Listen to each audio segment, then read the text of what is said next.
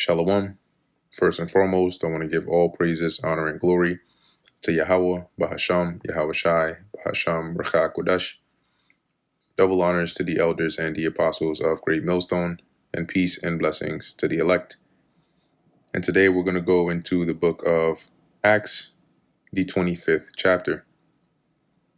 Now, when Festus was come into the province, after 3 days he ascended from Caesarea to Jerusalem. So after 3 days of being in office, he went to Jerusalem.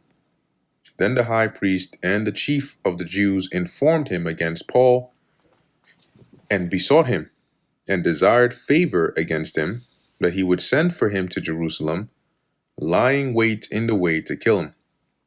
So basically, they were accusing Paul against him, and they were trying to get him to do them a favor of sending Paul to Jerusalem to basically stand trial over there.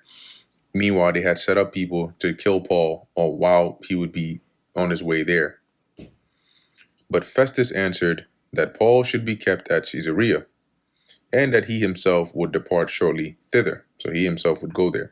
And remember, the Lord already told Paul, don't worry, you're going to bear witness at Rome. So Paul isn't going to die here.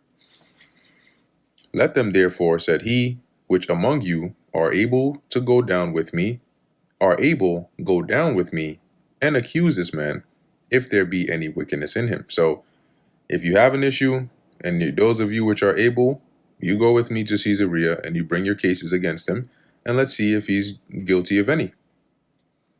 And when he had tarried among them more than 10 days, he went down unto Caesarea. And the next day, sitting on the judgment seat, commanded Paul to be brought.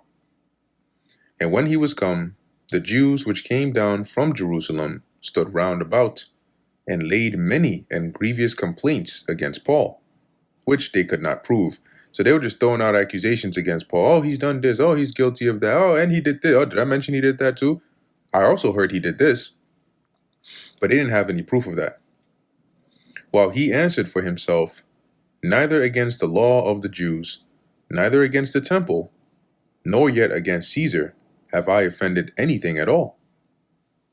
But Festus, willing to do the Jews a pleasure, answered Paul and said, wilt thou go up to Jerusalem, and there be judged of these things before me? So he was trying to please the Jews. He had just come in office. He is governor of the region. The majority of people living there are Jews. He's trying to get a good, he's trying to be like be in a good light with them. So he's like, okay, do you want to have us go and conduct your trial at Jerusalem? And Paul knew at this point that this wasn't going to go anywhere, and it wouldn't bear well for him with the direction that it's going. He knew they were already trying to sway him because of that question that he asked. So Paul's response, then said Paul, I stand at Caesar's judgment seat, where I ought to be judged. To the Jews have I done no wrong, as thou very well knowest. So he's saying, no, I'm going to be judged right here. NLT. But Paul replied, no, this is the official Roman court, so I ought to be tried right here. You know very well I'm not guilty of harming, I am not guilty of harming the Jews. For if I be an offender, or have committed anything worthy of death, I refuse not to die. So if I am guilty, then sure, hey, if I'm guilty and I gotta be put to death, hey, so be it. I'm not gonna deny that, right? But if there be none of these things whereof these accuse me, no man may deliver me unto them. I appeal unto Caesar. So he's saying, but if it is that I'm not guilty of any things they're accusing me, then no, you can't deliver me to suffer a judgment that I'm not worthy of. I haven't committed any sins in the sense of what they're accusing me of. So by him saying he appeals to Caesar, he's basically saying, I want my case heard at a higher court in Rome.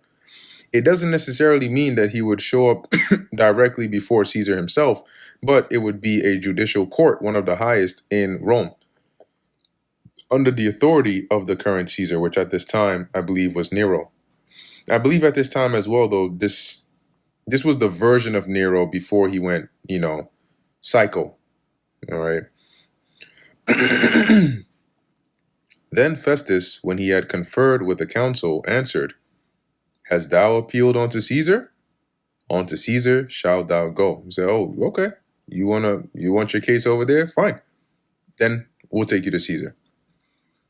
And after certain days, King Agrippa and Berenice came unto Caesarea to salute Festus. And when they had been there many days, Festus declared Paul's cause unto the king, saying, There is a certain man left in bonds by Felix. And remember, it had been what, like 2 years that Paul was left there in prison? Damn.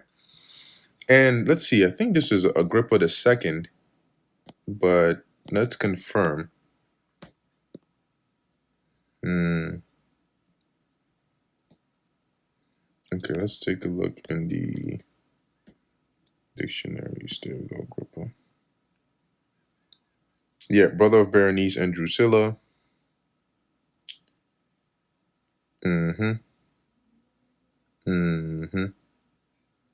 Yep, it was before him. So it was Agrippa the second. So he comes here. Festus is informing him, hey, we got this guy over here, Felix left him here, left him in prison, bound over here, and this was his case. About whom, when I was at Jerusalem, the chief priests and the elders of the Jews informed me, desiring to have judgment against him. So yeah, they really wanted his neck. To whom I answered, It is not the manner of the Romans to deliver any man to die, before that he which is accused have the accusers face to face. That is, before he can, stand trial face to face and defend himself, right? And have license to answer for himself concerning the crime laid against him. So I can't just give him up to death. No, he deserves a fair trial, and he's a Roman citizen. Therefore, when they were come hither, without any delay on the morrow, I sat on the judgment seat and commanded the man to be brought forth. Against whom, when the accusers stood up, they brought none accusation of such things as I supposed. So he thought, with the way they were speaking about him, like surely this guy had like murdered some babies or, lit the temple on fire or done something. But the accusations they brought against him is not what I expected, but had certain questions against him of their own superstition. So here he's saying it was really just some back and forth, some disagreements about their beliefs. And of one Yahushai, which was dead, whom Paul affirmed to be alive. And because I doubted of such manner of questions, I asked him whether he would go to Jerusalem and there be judged of these matters. He's like, I don't know the ins and outs of their beliefs, so that's why I asked him, hey, would you rather go to Jerusalem and have your case heard there and be judged? But when Paul had appealed to be reserved unto the hearing of Augustus, this is not Augustus Caesar as in the Caesar that reigned after Julius. Augustus here is another term used for Caesar. So the Caesar at this time, I believe, is Nero. I commanded him to be kept till I might send him to Caesarea, or Caesarea, to Caesar. Then Agrippa said unto Festus, I would also hear the man myself. Tomorrow, said he, thou shalt hear him. So Agrippa wanted to hear what Paul had to say. And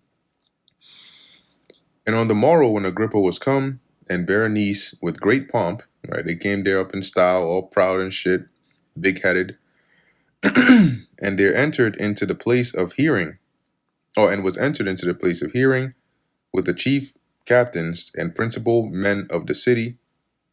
At Festus's commandment, Paul was brought forth.